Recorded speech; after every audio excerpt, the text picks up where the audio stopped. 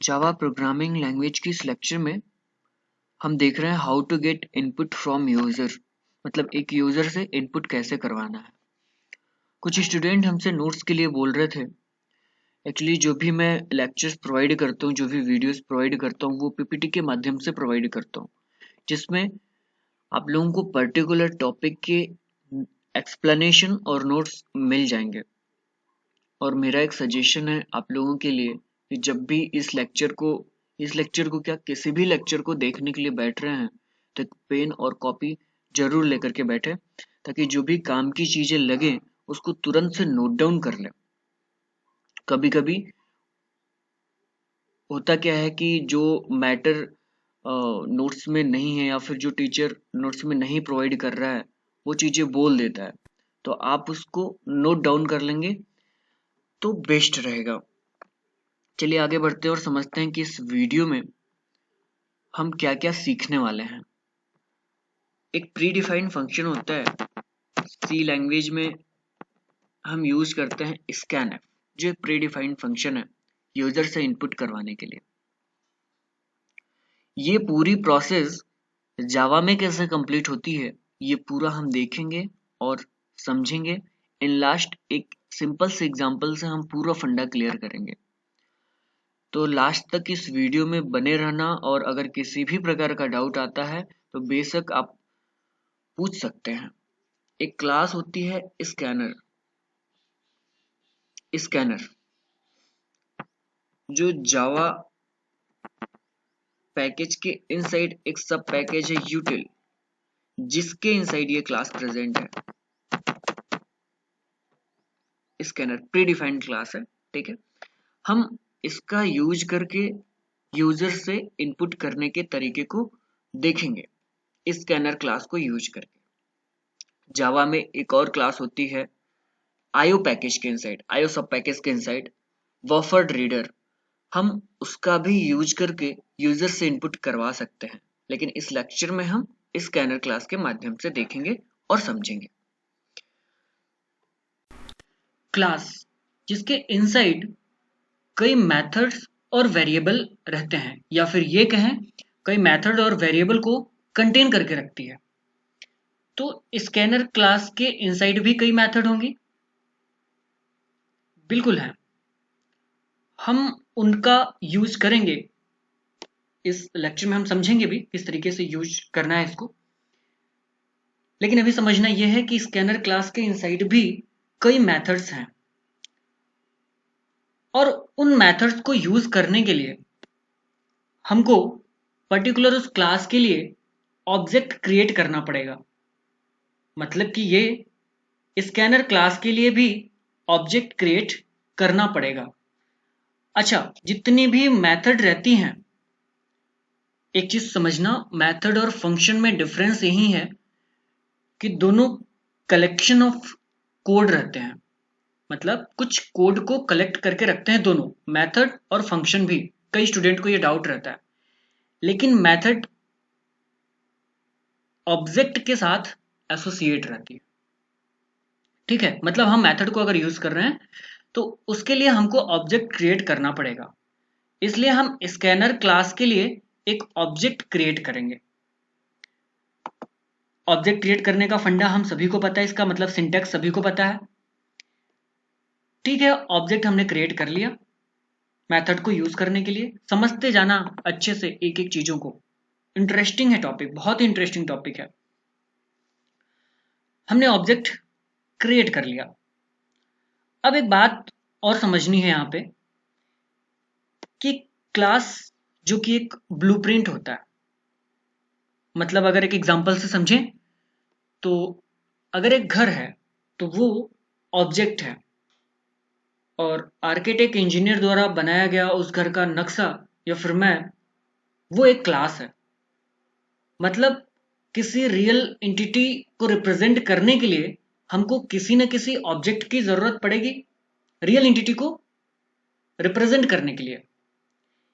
इसलिए जब कभी भी हम keyboard standard input device keyboard को माना जाता है, स्टैंडर्ड आउटपुट डिवाइस मॉनिटर को माना जाता है। तो हम अगर इनपुट डिवाइस की बात करेंगे प्रोग्रामिंग लैंग्वेज में तो कीबोर्ड की बात करेंगे। हम कीबोर्ड से वैल्यू लेने के लिए एक रेफरेंस वेरिएबल का यूज करेंगे, या फिर ये कहें एक ऑब्जेक्ट का यूज करेंगे जिसका नाम है system dot in. System dot in ये हम पास कर देंगे, ये जो आर्ग्यूमेंट के रूप में यहाँ पे जो हमने ऑब्जेक्ट क्रिएट किया है स्कैनर क्लास के लिए, ये इनसाइड द पैरेंथेसिस डाल देंगे। ये काम क्या करेगा? जो सिस्टम डॉट इन है उसका काम ये रहेगा इनपुट लेना कीबोर्ड से, कीबोर्ड से इनपुट लेना।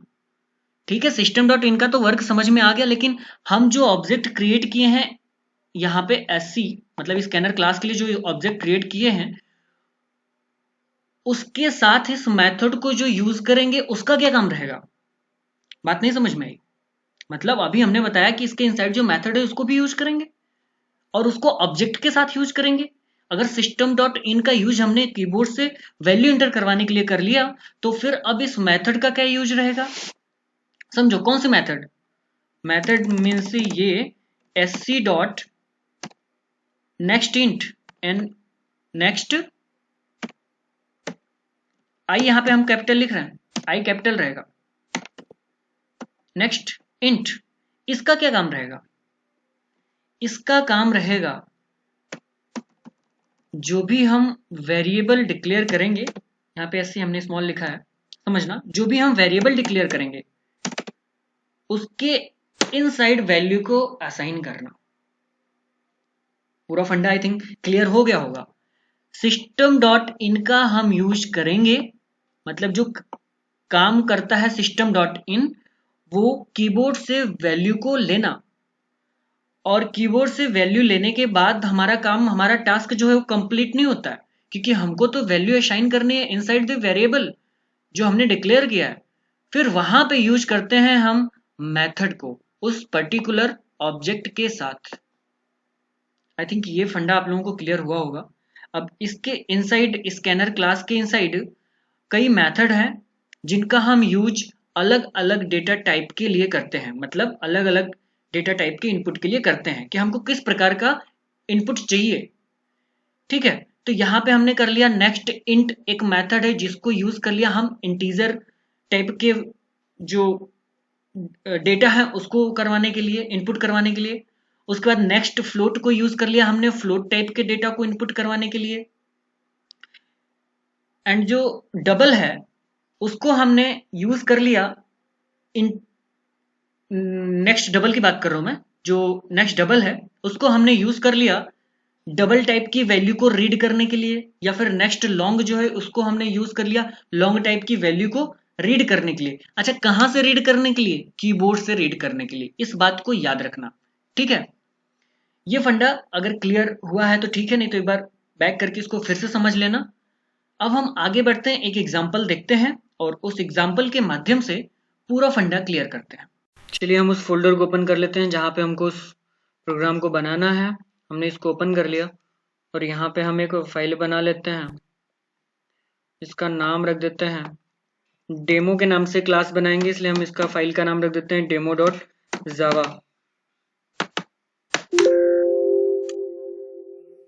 फिर हम पैकेज को कैसे एक्सेस करना ये हमने देखा था पैकेज के पार्ट 2 में। पार्ट 1 में कैसे क्रिएट करना है या फिर प्रीडिफाइंड पैकेज क्या होते हैं उसमें देखा भी था हमने कौन कौन से पैकेज होते हैं, सारी चीजें हम लोगों ने समझा था पार्ट 1 और पार्ट 2 में। यहाँ पे हम इंपोर्ट कीवर्ड का यूज करेंगे पैकेज को, पैकेज के इनसाइड जो क्लास है उसको एक्सेस करने के लिए। कर लिया। उसके बाद जावा पैकेज के इनसाइड जो सब पैकेज है यूटिल, उसके इनसाइड जो क्लास है उसको अपने को यूज करना है। कर लिया उसको भी। ठीक है, हमको स्कैनर क्लास को यूज करना है जो यूटिल पैकेज के अंदर है, यूटिल सब पैकेज के इनसाइड है, और ये जावा पैकेज के इनसाइड है। अब हमको क्लास क्रिएट करनी है डेमो के नाम से।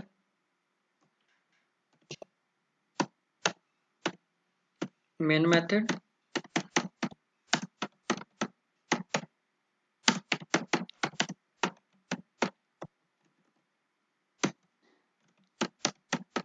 स्ट्रिंग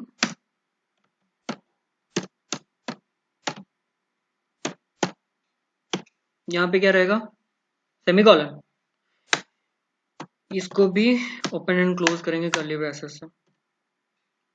अब इनसाइड द मेन मेथड हम क्या करेंगे, इस क्लास के लिए, किस क्लास के लिए, स्कैनर क्लास के लिए हम एक ऑब्जेक्ट क्रिएट करेंगे, क्योंकि हमको उसके इनसाइड जो मेथड है उसको यूज करना है। कर दिया स्कैनर एससी के नाम से हमने ऑब्जेक्ट क्रिएट करना, तो हमने एससी रख दिया, न्यू कीवर्ड का यूज कर लिया, फिर अपन ने कंस्ट्रक्टर भी बना दिया। अब इसके इनसाइड हमको एक रेफरेंस वेरिएबल की जरूरत पड़ेगी। ये देखो यहाँ पे सिस्टम में यस कैपिटल लिख रहे हैं, समझ जाना क्या है ये। और अगर ये पूरा कंप्लीट डॉट इन लगा दिया ना, तो ये एक रेफरेंस वेरिएबल हो गया, या फिर ये बोलें कि ये एक ऑब्जेक्ट हो गया। इसका हम यूज कर लेंगे कीबोर्ड से इनपुट लेने के लिए। कर लिया। अब क्या करना है, हमने कर दिया, एक वेरिएबल डिक्लेयर कर लेते हैं कोई सा, और उसके इनसाइड देखो इंटीजर टाइप का वेरिएबल हमने डिक्लेयर कर दिया। अब इसके इनसाइड हमको इंटीजर टाइप के डेटा को स्टोर करना है, तो उसके लिए कौन सी मेथड होती है, ये थोड़ा सा हम एक बार और देख लेते हैं। अभी देखा था, फिर से देख लेते हैं क्या होती है, नेक्स्ट इंट। ठीक है, हमको इसको यूज करना है। हम उसको फोल्डर को पहले ओपन कर लेते हैं ना, उसके बाद इस फाइल को ओपन कर लेते हैं। ये कर लिया हमने। क्या नाम है, नेक्स्ट इंट मेथड, ये नेक्स्ट आई कैपिटल रहेगा। इसको हम यूज करेंगे किसके साथ, ऑब्जेक्ट के साथ, डॉट लगा के। एससी नाम से हमारा ऑब्जेक्ट है, एससी नाम से हमारा ऑब्जेक्ट है, उसके साथ डॉट लगा के हमने इस मेथड को यूज कर लिया। अब हमको कुछ देखना है कि हमारा प्रोग्राम काम कर रहा है कि नहीं, उसके लिए हम मैसेज दे देते हैं।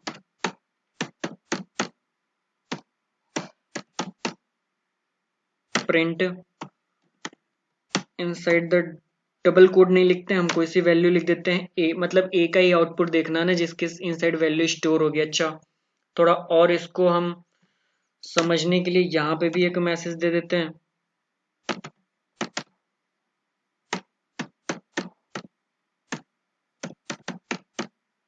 प्रिंट, इसके इनसाइड हमने लिख दिया डबल कोड में इंटर एनी नंबर। ठीक है, यहाँ पे लगा दिया सेमी कॉलन।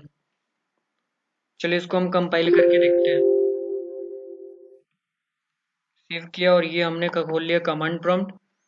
हमने रखा डेस्कटॉप के अंदर, और उसके इनसाइड एक फोल्डर बनाया है जावा प्रोग्राम के नाम से।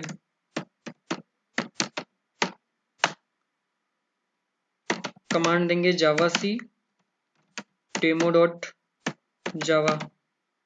कंपाइल हो जाना चाहिए। कुछ एरर बता रहा है, क्या एरर बता रहा है भाई, हमने कहीं पे सेमीकोलन मिस करा है क्या, बिल्कुल कर रहा है।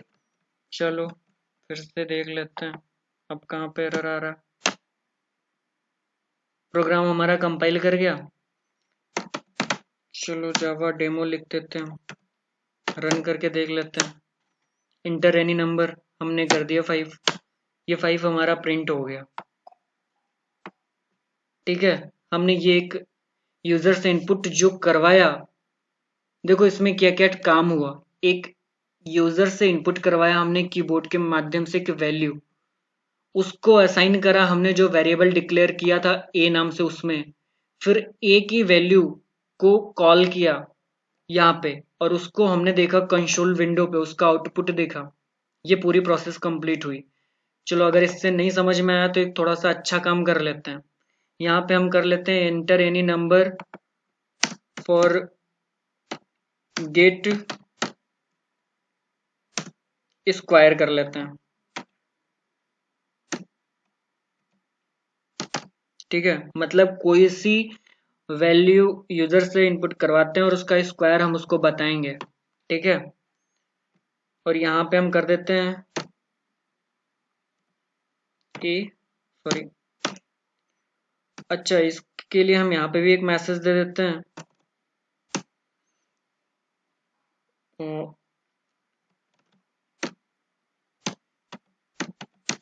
स्क्वायर ऑफ नंबर इज, ठीक है, इसको कर देते हैं यहाँ पे इनसाइड द ब्रैकेट, और यहाँ पे हमको यूज करना पड़ेगा प्लस का, ठीक है, यहाँ पे यूज करना पड़ेगा। मतलब अगर मैसेज के साथ याद रखना, हमेशा मैसेज के साथ अगर हमको वैल्यू को प्रिंट करवाना है तो हमको यहाँ पे प्लस का यूज करना पड़ेगा, ठीक है। चलो करके देख लेते हैं। हमने प्रोग्राम को फिर से किया कंपाइल, ये कंपाइल कर दिया,